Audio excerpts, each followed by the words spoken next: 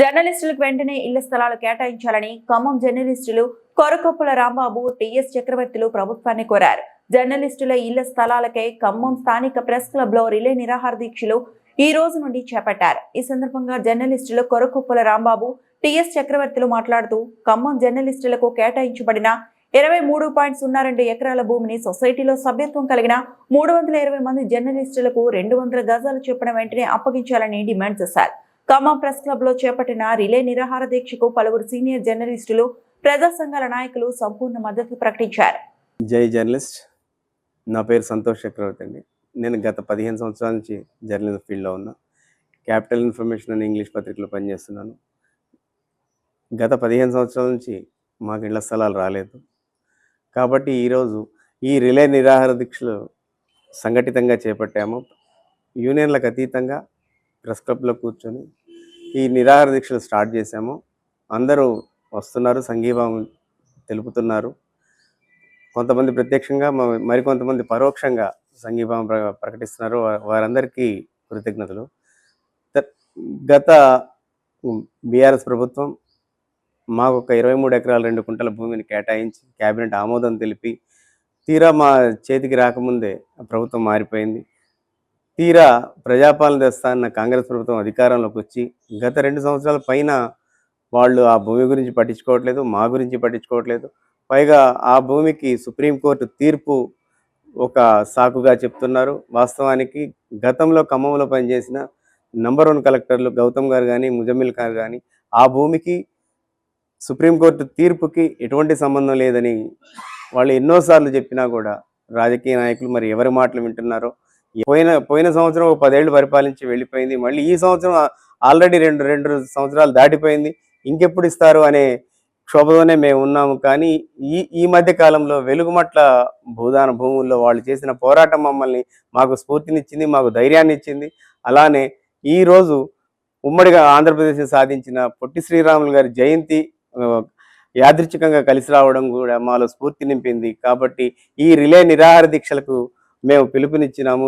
దాంట్లో ప్రత్యక్షంగా అందరూ పాల్గొనకపోవచ్చు, కానీ పరోక్షంగా పెద్ద పెద్ద నాయకులు కానివ్వండి, పెద్ద పెద్ద సీనియర్ జర్నలిస్టులు అందరూ మాకు సంఘీభావం ప్రకటిస్తున్నారు.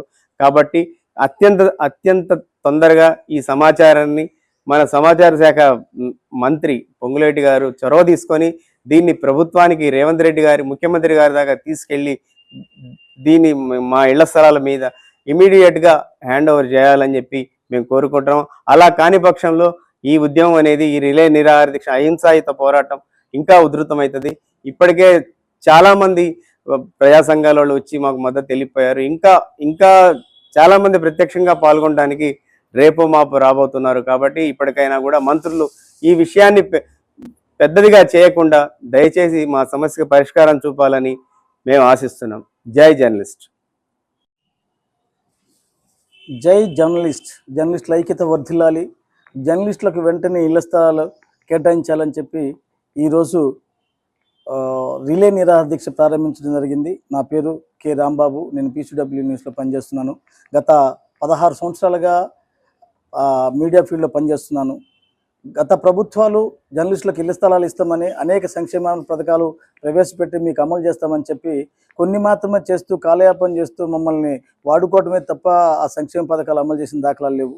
గత ప్రభుత్వం జర్నలిస్టుల ఇళ్ల స్థలాల కోసం ఎంతో కాలంగా పోరాడి సాధించుకున్న ఆ జీవోలను అమలు చేయడానికి కూడా ముందుకు రాకపోతే గత ప్రభుత్వాన్ని జర్నలిస్టులు పోరాడి సాధించుకున్న 23 ఎకరాల 2 కుంట్ల భూమిని ప్రస్తుత ప్రభుత్వం ప్రజాపాలన ప్రభుత్వం అనుకుంటూ తీసుకొచ్చి మీకు వెంటనే జర్నలిస్టులకు ఇళ్ల స్థలాలు ఇస్తామని చెప్పిన మంత్రి, 3 మంత్రులు, జిల్లా మంత్రులు కూడా అనేక రకాలుగా హామీలు ఇచ్చారు. కానీ అది బుట్టదాఖలైనవి తప్ప అవి అమలు కావటం లేదు.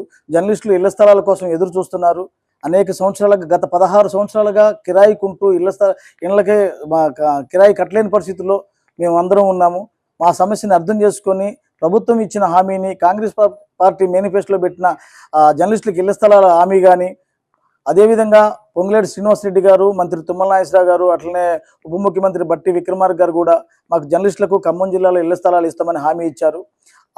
మాకు ఏదైతే హామీ ఇచ్చారో మాకు కేటాయించిన 23 ఎకరాల భూమిని సొసైటీ ద్వారా మాకు అప్పగించి 320 మంది జర్నలిస్టులకు న్యాయం చేయాలని, అందరికీ ఇళ్ల స్థలాల అప్పగించాలని చెప్పేసి జర్నలిస్టులు అందరూ ఐక్యంగా కదిలి రావాలని యూనియన్లకు అతీతంగా జేఏసీ ఏర్పాటుతోటి ఈ ఇళ్ల సమస్య సాధ్యమవుతుందనే ఉద్దేశంతో మేము ఈ రిలే నిరాహార దీక్షలు ప్రారంభించాం.